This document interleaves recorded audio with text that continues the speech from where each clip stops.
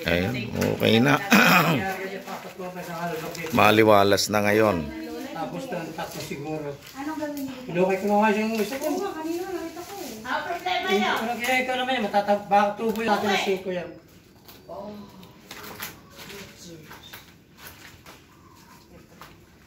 Tawag. Maupuan mo. Oh. Matalim yan. Maluwang na yung hangin din. Mm-mm. Pag hindi nyo kayo na ito, tapasok ko siya. Oh. At yung tubig. Ngayon, pag nasara ng hollow block to, bahala na. Late ka na. Ano na? Yun. Ito po ang para makita natin na ito po yung libingan ni Tita Dumating ka Pels. pa. Ano ba mapapalayo sa alak na yan? Papakitin ko sa taas eh. Yan Ayan. may mapapala sa alak. Babae lang yan. Si Ate Eva sa itaas. Yan yung bubungan niyo. Yan. Tapos si Kuya Romy sa ilalim. Si Tita Pels na sa ilalim din. Saan ba kayo minaw? So ito, bulok na kaya Hindi ayos. na natin patatayan. Para in case na ano. Oh, wag na. Sayang din eh. Hindi. Yung butas pa, magpara ko na. Yan siguro, Wow. taas ng tatlong patong. Siguro. Wag, kasi may butas yan sa ilalim. Sayang din. Ikutan mo natin tigil-tigisa. Tapos papatungan. Sayang din yung CR na yun. Ano po, ate kuya? Ayun. Kasi yung tubig natin pa ganun. Pag ganun po, Kontrol ito. Para yung gutter nandito. Kasi pagka dito, mawawala kayo ng kondino. Dito rin takbo ng tubig. Oo. Eh, bali ang sinasabi ko kay ate, bali sarado na po ito. O, tataas na natin para wala siya. Walang ano, Sarado yun. Opo, wala nang Lahat. siwang. So, yun. At dito, alisin na na. Parang nagpalit lang. Baka ulit saka yung hollow block. Ay, kuya, bigyan mo ako ng idea. Ano maganda rito? Tanggalin natin ang ano. Kasi ako iniisip ko, Ito ba hindi nabubuhay? Sayang nga rin eh. Sayang din naman. Kaya nga eh, may butas yan eh, pan-CR eh. Butas o, di ready na Kasi mahirap dito, malayo. Ito.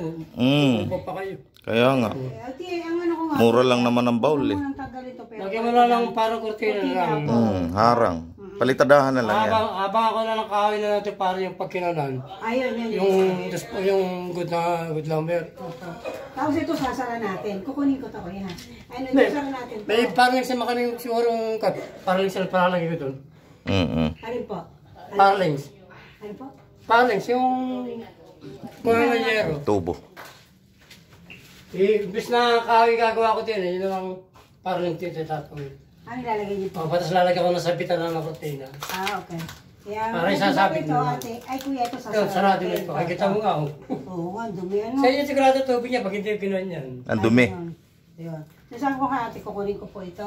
Tapos yan, ate, kuya, Kaya gusto ko matanggal ka dyan, nakapunta ka dito. Yun ang unahin namin ngayon gagawin. Tatanggalin namin. Pero pag naglagay tayo ng upuan, kuya, gano'n Dyan lang. Ayaw, ibig sabihin, gano'n kalapad? Ang isang hollow block? Magmula dito, maglalagay ng paa.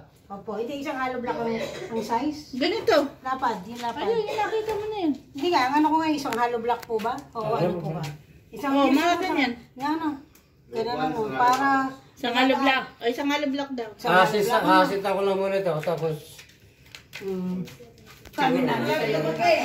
Uling.